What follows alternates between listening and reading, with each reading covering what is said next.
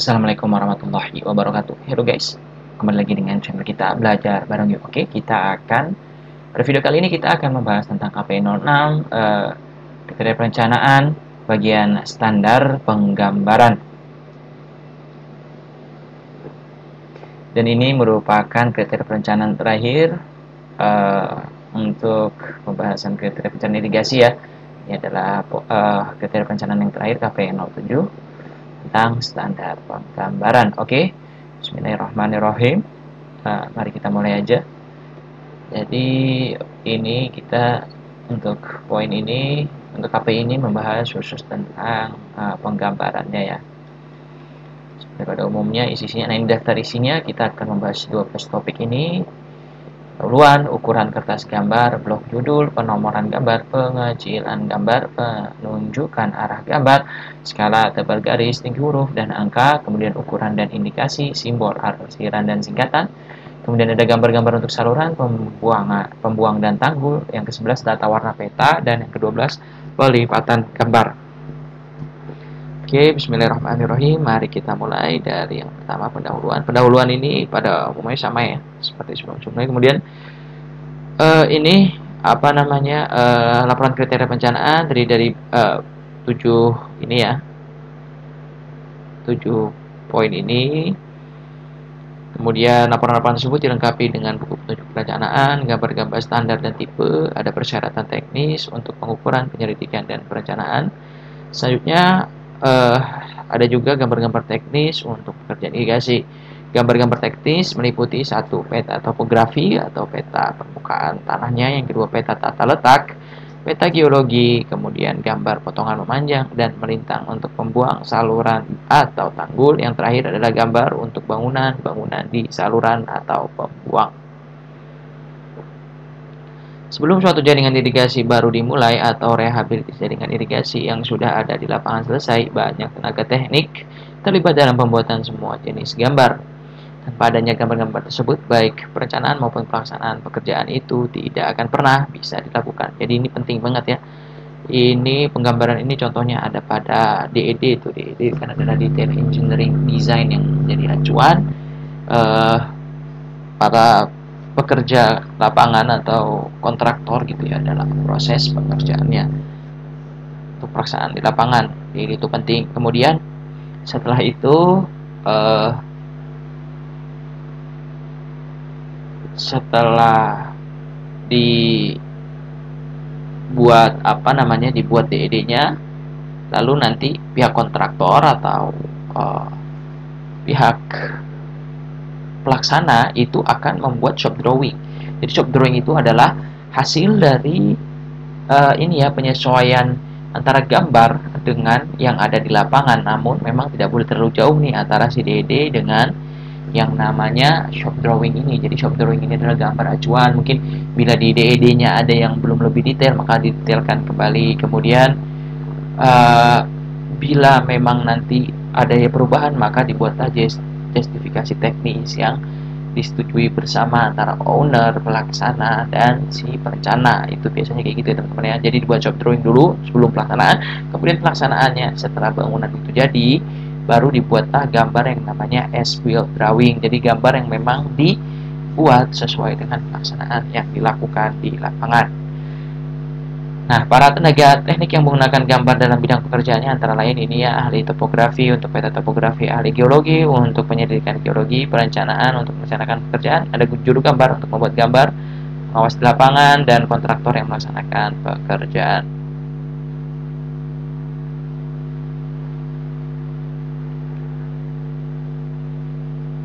Kemudian supaya semua orang ini bisa saling mengerti, maka dibuatlah suatu standar untuk semua tampakan atau fitur yang diperlukan pada gambar-gambar tersebut.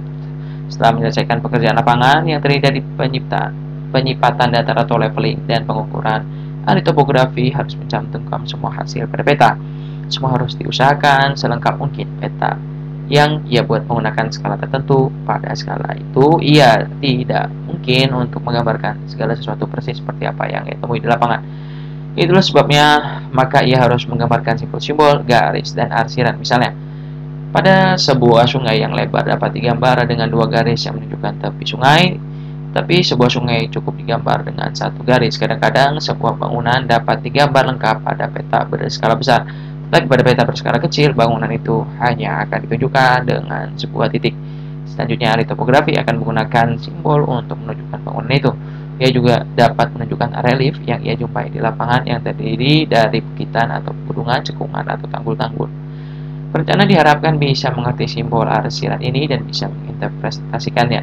Ia mampu memutuskan bangunan, pondasi, saluran, pembuang, dan tanggul macam apa yang harus ia buat.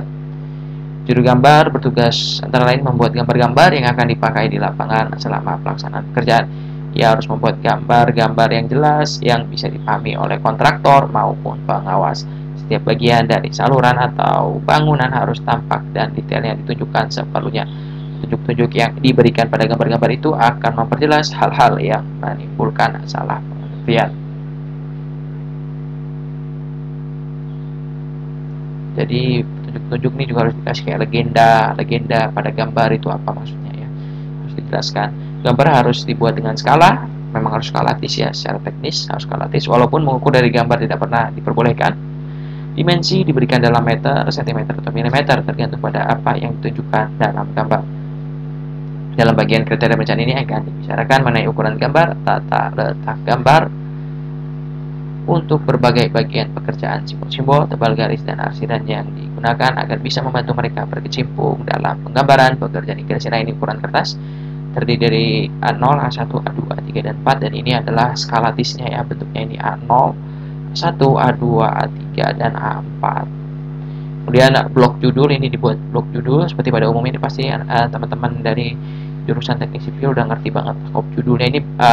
Blok judul ini memang nggak terlalu ada pakemnya gitu ya, nggak terlalu ada pakem di sini, maksudnya mungkin aja beda tiap instansi, ada yang seperti ini seperti itu, tapi pada umumnya harus harus lengkap data-data dari si blok gambar. Contohnya ya, di sini harus ada untuk dari departemen mana, ada logo dari instansinya, ada judul proyeknya ini apa, lokasinya di mana, kemudian tanggal pembuatan, nomor kontrak, dirancang oleh siapa. Nah, ini harus ada tanda tangan juga nih, yang penting juga nih, tanda tangan. Kemudian harus ada kolom catatan juga, kan biasanya kan kalau shop drawing atau DED itu harus ada catatannya juga, jadi ada bukti evaluasi di dalamnya seperti itu teman-teman ya. Kemudian harus disetujui dulu oleh banyak pihak, baik DED, shop drawing maupun as-built drawing gitu ya.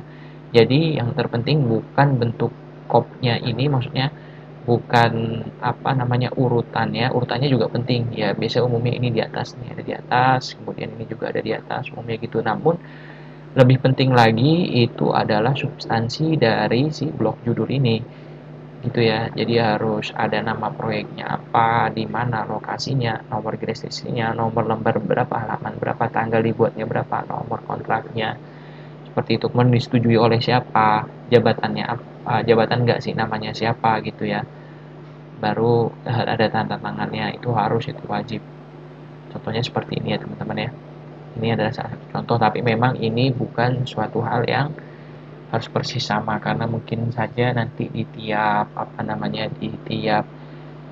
paketnya itu bisa dapat berbeda, paket proyek di sini maksudnya ya, bisa berbeda. Namun pada umumnya tiap instansi mungkin bisa ada template-nya masing-masing ataupun tidak, namun dia harus menunjukkan lah intinya ini ya, data-data informasi penting dari si paket proyek tersebut. Kemudian ada penomoran gambar. Ini juga penomoran gambar mungkin aja berbeda untuk tiap paket pekerjaan, cuman ini adalah kriteria perencanaan yang dibuat untuk irigasi. Ini ada tipe gambar, ada pengelompokan gambar, pembagian butirnya, ada nomor urutan. Seperti berikut ini, A ini menunjukkan tipe gambar untuk gambar-gambar pengukuran dan penyelidikan, gambar-gambar pelaksanaan, gambar pabrikan, gambar-gambar purna laksana atau as-built drawing. BB menunjukkan pengelompokan gambar sesuai dengan judul, misalnya tata letak bangunan utama, atau bangunan-bangunan pelengkap, saluran irigasi, gambar standar saluran pembuang, bangunan pembuang. Nah, ini ada pengkodeannya juga, mungkin juga tiap paket proyek itu berbeda ya. Yang CC menunjukkan pembagian butir yang disebutkan dalam BB, bangunan utama dan bangunan pelengkap. Nah, ini ada ininya ya, pembagian butirnya yang CC, ini pembagian butir itemnya. Bangunan-bangunan di saluran irigasi tentu akan diberi nomor CC pada gambar saluran irigasi. Nah, ini contohnya. Nah, ini contohnya nih, gambar-gambar untuk tiap butir yang disebutkan di dalam CC akan diberi nomor urut. Tiap butir dimulai dengan 01. Ini gambar konstruksinya, saluran irigasi, saluran sekunder, ini nomor urut gambar. Sebagian dari gambar konstruksi dan pengukuran dipakai sebagai gambar tender. Gambar-gambar tender ini terdiri dari pilihan gambar-gambar kontrak.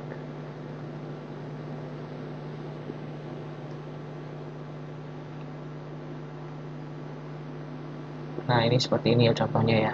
Jadi yang ini contohnya nih. Ini contohnya. Nah, ini untuk kode-kodenya ada nih. Bisa dilihat ya kalau bangunan utama dan bangunan pelengkap ini 02 depannya ya. Kemudian ini itu nomor urut dari si gambarnya tadi seperti itu. Ini kalau saluran irigasi 03, bangunan irigasi 04, saluran pembuang 06, petak tersier 12 gitu teman-teman.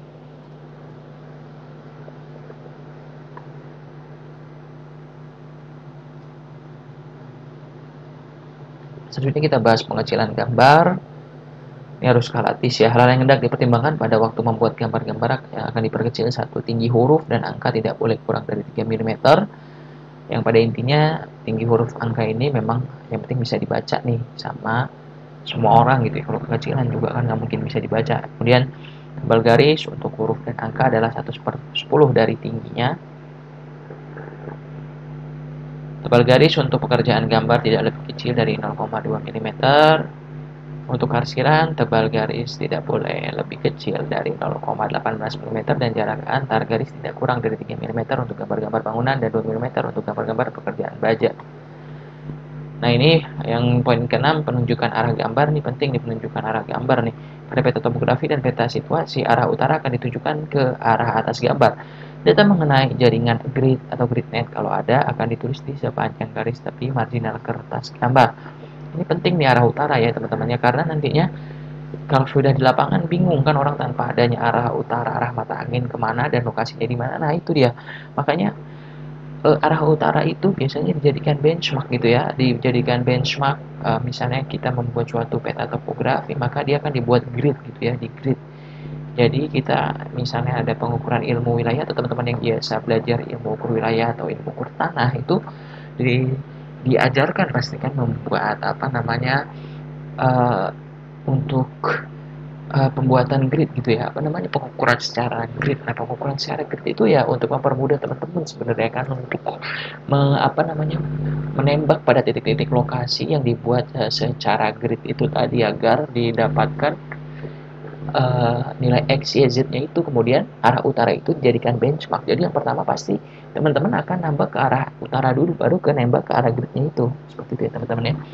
Nanti mungkin kita akan bahas juga nih cara pengukuran lapangan nih, karena memang ini suatu hal yang termasuk penting nih ya. Peta situasi sungai dan peta-peta situasi untuk teres saluran atau pembuang akan digambar sedemikian sehingga arah aliran adalah ke arah kanan gambar. Potongan memanjang sungai, saluran, pembuang atau tanggul akan digambar langsung di bawah peta situasi. Juga dalam potongan memanjang arah aliran adalah ke kanan gambar. Nah, situasi dan potongan memanjang yang muncul dalam satu gambar akan menunjukkan bentang sungai, saluran, pembuang, dan atau tanggul yang sama. Kalau sungai, saluran atau pembuang dilihat ke arah hilir, maka tanggul di sebelah kanan disebut tanggul kanan, dan yang kiri disebut tanggul kiri. Potongan lintang akan digambar dengan tanggul kiri sebelah kiri dan tanggul kanan sebelah kanan. Skala, tebal garis, tinggi huruf dan angkanya. Skala gambar bergantung kepada apa yang harus ditunjukkan oleh gambar itu atau seberapa detail gambar itu harus dibuat. Dalam pekerjaan gambar, dipakai bermacam tebal garis dan huruf atau tinggi angka agar gambar lebih mudah dibaca. Tebal garis dan tinggi angka akan berbeda-beda menurut skala gambarnya ya. Dalam tabel 1 diberikan skala, tebal garis dan tinggi huruf, atau angka untuk berbagai tipe gambar. Untuk tebal huruf dan angka dianjurkan untuk memakai 1/10 dari tinggi huruf atau angka. Juga dianjurkan agar untuk gambar-gambar peta dipakai tebal garis, seperti yang diberikan dalam daftar dengan simbol-simbol peta pada tabel 3, serta tebal garis untuk gambar-gambar bangunan seperti disajikan pada gambar 4. Penunjukan skala atau scale bar akan menunjukkan dimensi sebagaimana diberikan pada gambar dalam meter atau sentimeter dan untuk pekerjaan baja dalam milimeter. Kalau ukuran gambar diperkecil, maka skala semula akan ditunjukkan dengan angka, demikian pula skala yang baru sesudah pengecilan dengan menggunakan penunjuk skala. Gambar 5 memperlihatkan petunjuk skala untuk berbagai skala. Nah, ini dia tabel 1 skala tebal garis dan huruf. Ini kalau dari ini ya, apa namanya? Kalau dari uh, kriteria perencanaan ini, karena dulu kan ini ya, pada dokumen ini keluar ini masih manual nih, apa namanya, penggambarannya. Tapi bisa sih untuk saat ini untuk menjadi acuan, cuman kan teman-teman uh, apa namanya, teman-teman juru gambar sekarang atau drafter ya, biasanya kita kenal drafter itu umumnya nggak terlalu memperhatikan ini ya, yang penting jelas gitu, jelas tebelnya, nggak usah terlalu tebel, nggak usah terlalu tipis, cuman memang apa namanya harus jelas ya. Jadi yang evaluator gambar atau pengecek gambar itu mengerti, kemudian nanti kontraktor yang pelaksanaannya mengerti tentang gambarnya, seperti itu teman-teman. Pekerjaan beton, pasangan batu, kayu, dan tanah. Nah, ini contohnya nih ya. Contoh penggambarannya, ini ada ukuran-ukurannya, semuanya harus jelas. Ini ada apa namanya, biar nggak terlalu banyak angka nih ya. Mungkin ya karena ini juga harus mendetail, maka dibuatlah ini teman-teman ya, apa namanya, penyimbolan-penyimbolan. Kemudian ini detailnya dari angka-angka tersebut, masing-masingnya tuh berapa aja besaran angkanya, ya kan. Kemudian ini ada skalanya juga, harus skalatis nih. Kalau gambar teknik itu harus skalatis teman-teman. Contohnya ini untuk penunjuk skala. Teman-teman tuh wajib banget ya untuk membuat skala itu skalatis. Ini 1/50.000, artinya apa? 1 cm pada peta mewakili 50.000 cm keadaan normal. Ini 1/50.000. Nah, contoh skala apa garisnya nih, ini kan skala angkanya, ini skala garis nih ya teman-teman ya. Bukan skala garis nih teman-teman harus bisa baca nih. Berarti tiap satu ini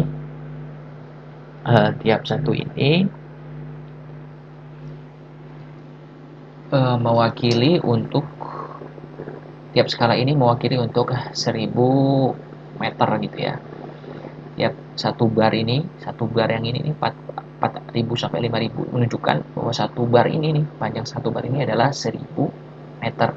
Dan kalau yang ini, skala ini kan 1/50.000. Ingat ya teman-teman ya, bahwa nanti skala itu ini cm, ini cm teman-teman. Nggak beda, nggak apa namanya, istilahnya 1/50.000. Jadi ini awalannya mungkin 50 kilo gitu kan. 1 cm mewakili 50 kilo. 1 cm mewakili, maaf,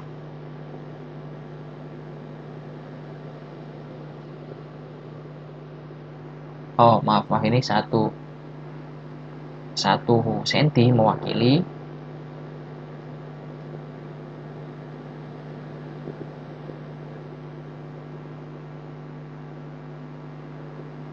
500 meter gitu ya teman-teman ya. 1 cm-nya mewakili 500 meter, seperti itu teman-teman. Dan ini 1/2, berarti satu barnya mewakili 10 cm gitu. Ini skala garis, ini skala angkanya. Umumnya biasanya teman-teman di ini biar gampang, oh usah ngitung-ngitungin lagi kan, dia langsung pakai skala angka. Jadi umumnya ada ini juga teman-teman. Kemudian ukuran dan indikasi untuk garis-garis ukuran dan garis-garis bantu atau auxiliary line akan digunakan tebal garis 0,25 mm sebagaimana ditunjukkan pada gambar 4 untuk keterangan lebih lanjut mengenai bagaimana dan di mana penempatan garis-garis ukuran, garis bantu dan indikasinya ada di gambar 6. Kemudian ketinggian level selalu ditunjukkan dalam meter di atas ketinggian yang ditetapkan. Semua ukuran gambar bangunan dapat diberikan dalam meter atau sentimeter kecuali gambar-gambar pekerjaan baja yang selalu diberikan dalam milimeter karena pekerjaan baja ini harus detail, jadi harus dalam milimeter teman-teman.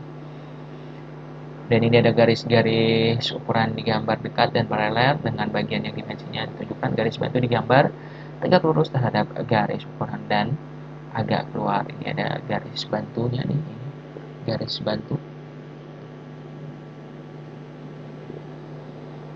Ini ada garis bantu ini ya untuk ukuran garis kontur, garis-garis konstruksi dan garis-garis bantu yang berpotongan digambar sedikit keluar titik potong. Nah, ini garis bantu nih, garis bantu agar lebih mudah lah ya istilahnya teman-teman. Ini untuk juga garis bantu ini biasanya untuk ukuran juga.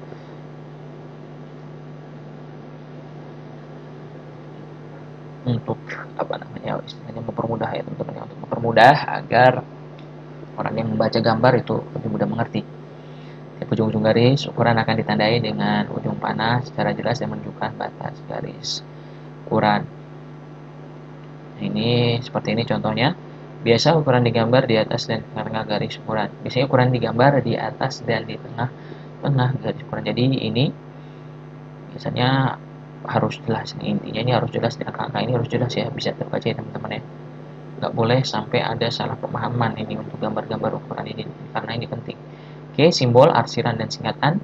Tabel 2 menyajikan singkatan-singkatan yang sering dipakai pada gambar. Tabel 3, 4, 5 secara berturut-turut menyajikan simbol-simbol dan tipe-tipe arsiran yang paling sering sampai yang kurang sering dipakai. Simbol peta pada tabel 3 dibagi menjadi simbol peta, topografi, dan simbol peta situasi.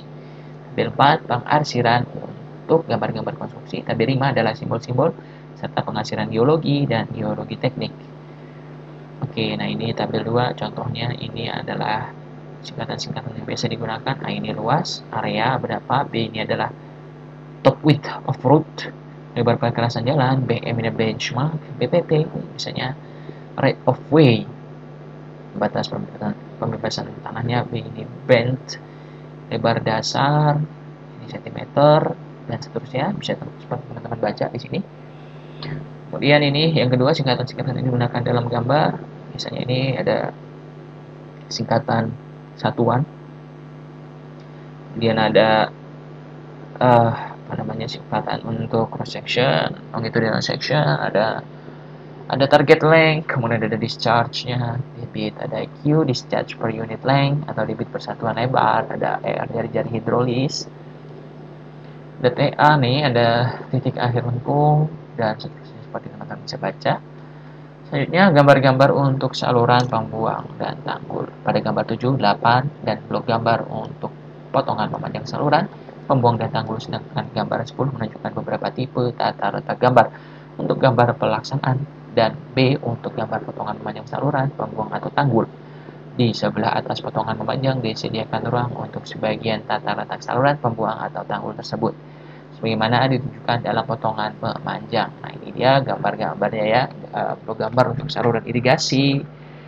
Kemudian yang ini blok gambar untuk saluran-saluran pembuangan. Selanjutnya ini adalah gambar 9, blok gambar untuk tanggul. Ini adalah tipe tata letak gambar pelaksanaan dan gambar potongannya. Kurang lebihnya seperti ini. Bisa teman-teman ikuti, atau kalau misalnya teman-teman sudah punya pengalaman di lapangan gitu ya, umumnya ya ini untuk ini tuh biasanya memang nggak terlalu kaku gitu ya, untuk blok-blok ini, untuk yang disebut blok gambar ini nggak terlalu kaku gitu ya. Tipe-tipe tata letak gambar, tipe potongan melintang. Jadi ini kecil aja di sini ya, kalau di sini tipenya kan. Nah, ini ada gambar melintang, melintang, melintang, melintang gitu seperti itu teman-teman. Potongan-potongan melintang sungai, saluran pembuang atau tanggul selalu digambar dalam satu urutan, mulai dari sudut kiri atas gambar ke bawah. Sesudah itu, deretan tengah dan deretan kanan dipakai dari atas ke bawah. Dalam satu gambar potongan melintang hanya akan ditunjukkan untuk satu saluran, pembuang atau tanggul saja. Kalau mungkin, garis-garis tengah saluran, pembuang atau tanggul akan berada dalam satu garis lurus vertikal. Pada dasarnya, dimensi dan kemiringan juga akan diberikan di setiap potongan melintang. Walaupun demikian, apabila dalam satu deretan potongan melintang tidak mengalami perubahan dalam dimensi dan kemiringan, maka hal ini akan ditunjukkan di bagian atas dan bawah potongan saja. Ini tipe-tipe tata letak gambar dan potongan melintang. Nah, ini ya.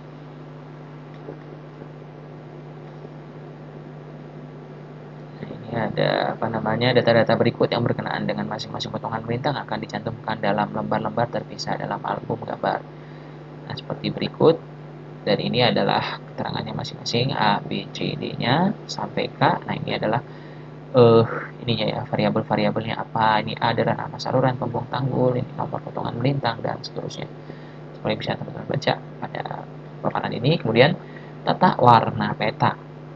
Warna-warna standar yang dipakai untuk memperjelas gambar tata letak jaringan irigasi dan pembuang, serta gambar-gambar tata letak jaringan tersier. 4 eksemplar dari peta-peta tata lakini harus seluruhnya diberi nama, sedangkan 4 eksemplar yang terakhir akan diberi warna hanya di sepanjang batas petak saja.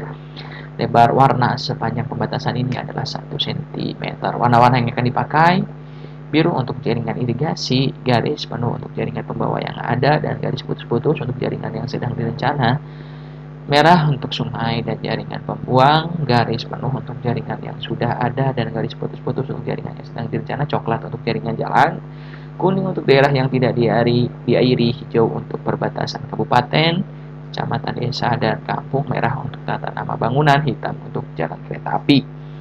Kemudian warna bayangan akan dipakai untuk batas-batas petak sekunder, batas petak sesier, dan diarsir dengan warna yang lebih mudah dari warna yang sama. Nah, umumnya kalau yang saya pernah lihat gitu ya, warna-warna untuk gambar itu umumnya kalau misalnya pelaksanaan bangunan jalan atau jembatan gitu ya, atau gedung yang pernah saya lihat itu tidak ada pembagian warna karena mungkin nggak terlalu variabel atau tidak terlalu beda-beda constraint ya, seperti yang di jaringan irigasi kan ini banyak gitu ya teman-teman ya, jadi perlu ada pembedaan warna gitu teman-teman. Tapi pada umumnya kalau saya lihat pada gambar-gambar di konstruksi gedung, konstruksi jalan, jembatan, itu nggak ada warnaan, semuanya hitam semua, monokrom semua. Sedangkan ini mungkin karena jaringan irigasi untuk memperjelas ya teman-teman ya. Kemudian pelipatan gambar teknik dilipat sedemikian sehingga satu didapatkan format A4. Blok judul terlihat di luar dan pelipatan dilakukan secara saling silang. Garis-garis lipat dibuat dengan garis-garis tepi. Nah, seperti ini. Kalau di lapangan sendiri saya jarang melihat ada gambar yang dilipat-lipat ya, karena semuanya disatukan dalam satu buku gitu. Satu gambar, satu bundle buku gambar gitulah ya teman-teman ya, itu nggak ada yang dilipat. Mungkin ini ketika dulu itu karena saking banyaknya gambar maka dilipat seperti ini, mungkin seperti itu ya. Ini adalah simbol-simbol dalam peta nih, sungai, ini arah aliran, ini ya. Aliran tidak tetap, ada tanggul, ada jalan provinsi, jalan sungai. Ini simbol-simbol yang biasa digunakan untuk jaringan irigasi. Ini juga selanjutnya juga masih simbol-simbol. Ini adalah trench pertolongan, ini ada trenches perkiraan, ini dataran tinggi, trench terendah, ada juga jalur pengukuran, persilangan grid, penandaan grid, ada juga ini untuk simbol-simbol peta untuk sawah, ini seperti ini, sawah simbolnya ladang ini, alang-alang ini, rumput ini, pohon kelapa ini, tegalan atau palawija ini, dan ada simbolnya. Nah, ini penting nih untuk irigasi. Jadi untuk jaringan irigasi atau perkebunan atau untuk persawahan ini penting ini ya. Walaupun memang terkadang nantinya tiap instansi itu mungkin beda-beda nih ya, bisa beda juga nih. Ini kalau di waktu dokumen ini keluar di bagian pengairan sumber daya air, umumnya ini simbol yang digunakan secara umum. Kalau di instansi swasta mungkin beda lagi nantinya ya teman-teman ya. Cuman ini adalah acuan untuk di penggambaran teknik irigasi di sumber daya air misalnya untuk atau dinas pertanian seperti itu teman-teman. Ini kemudian ada simbol-simbol peta lainnya, ini tambak ikan, tambak garam, kemudian ada rumah batu, rumah panggung, kantor pemerintahan pun ada, sekolah ada, dan seterusnya. Ini juga simbol-simbol pada peta. Dan seterusnya ini juga masih simbol-simbol pada peta. Ini tabal garis, ini adalah skalanya ya, skala. Kemudian masih simbol peta seperti pada paparan ini dan seterusnya. Nah, ini ada perbedaannya untuk jenis garisnya, jadi bisa membedakan saluran primer, sekunder, tersier, kuarter. Jadi makin tipis saja ya ini. Nah, ada saluran pasangan, ada terowongan. Ini kalau dulu kan ya tahu sendiri ya teman-teman ya, ini masih digambar manual, ini harus jelas, lengkap dan ada. Kalau sekarang kan kita biasa menggunakan umumnya pakai aplikasi gitu ya. Contohnya yang biasa umum dipakai, contohnya AutoCAD atau sejenisnya gitu lah ya, yang umum dipakai kan AutoCAD gitu ya sekarang ya, untuk penggambaran teknik. Ini biasanya lebih mudah sekarang, lebih cepat, tinggal copy paste aja. Ini juga simbol-simbol dalam peta seperti ini tanggul dan seterusnya. Oke, ini masih simbol peta. Nah, ini ada jenis-jenis ininya ya. Jenis-jenis untuk arsiran dalam tanahnya ini nih. Batu kerikil seperti ini dia agak lebih besar, batu kerikil jadi dia agak besar, kerikil aja dia ada yang titik-titik, ada yang sedang ukurannya gitu, ada yang pasir, halus semua, lempung, clay, dia ini. Dan ada untuk konstruksi ini arsiran untuk beton betulang, ini beton siklop, ini beton tumbuk.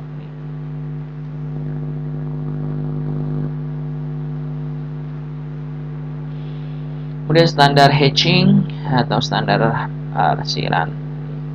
Ini untuk pasangan batu kali, ini menggunakan ini apa namanya contohnya ini pasangan batu kali menggunakan arsiran ini hatchingnya. Dan ini pasangan batu kali satu banding 2 satu semen banding 2 semen, satu Portland semen banding 2 sen ya, 2 pasir ya, 1 banding 2. Pasangan batu bata menggunakan ini pasangan batu bata. Pasangan batu kosong ini atau unstamping. Batu kosong ini unstamping ini adalah batu-batuan yang tidak ada pengikat di antara batu-batu itu, contohnya tidak ada beton ya, jadi batu aja udah gitu. Batu dipadatkan mungkin ya, dipadatkan tanpa adanya acian, tanpa adanya pencampuran dengan beton. Ini bronjong, kemudian ini batu candi, aspal, kayu, ini kayak gini kayu ini umumnya ini besi, perunggu, aluminium seperti ini, karet seperti ini. Nah, ini bumbu kisian bitumen, ada urugan dengan kemiringan, ini harus ada ini 1 banding M. M-nya ini horizontalnya, ini permukaan tanah menggunakan arsiran ini, kemiringan pasangan batu kali, kemiringan pasangan beton, dan ini untuk petunjuk potongan atau indication of section. Ini biasanya potongan melintang atau memanjang menggunakan ini ya agar jelas. Nah, ini adalah simbol-simbol penyelidikan geologi teknik dan mekanika tanah. Ini simbol-simbol geologi tekniknya seperti ini teman-teman, yang umum digunakan ya. Nah, selanjutnya ini adalah simbol litologi untuk tanah. Ini ada tanah penutup aluvial berrangkai atau bongkah seperti ini, krakal seperti ini, pasir, lanau, garis titik garis, lempung, garis-garis putus-putus, talus seperti ini, gambut seperti ini, tanah lepas seperti ini ya. Simbol litologi juga nih masih ini untuk yang bereaksi vulkanik ini aliran lava, debu, vulkanik tufa atau bereaksi tufan, ini ada bereaksi konglomerat dan seterusnya. Masih simbol-simbol litologi, teman-teman bisa lihat pada gambar ini juga. Nah, ini kalau di di AutoCAD ini kita udah nggak susah-susah lagi untuk hatching ini ya, arsiran, karena sudah ada template-nya. Warna-warna yang biasa digunakan untuk peta geologi atau colors common use in geological map: batuan beku merah atau red, kemudian endapan gunung api coklat, batu gamping biru, biasanya endapan sungai biru muda, batu pasir atau sedimen kuning, lempung atau serpi hijau biasanya nih. Jadi masih simbol-simbol untuk peta geologi seperti pada ini contoh simbol-simbol ini.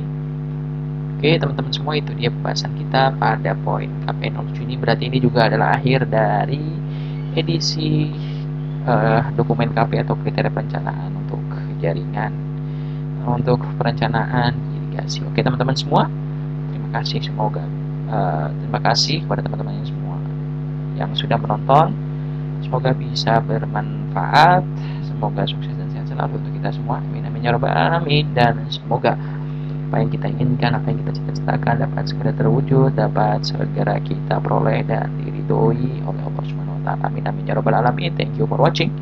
Wassalamualaikum warahmatullahi wabarakatuh.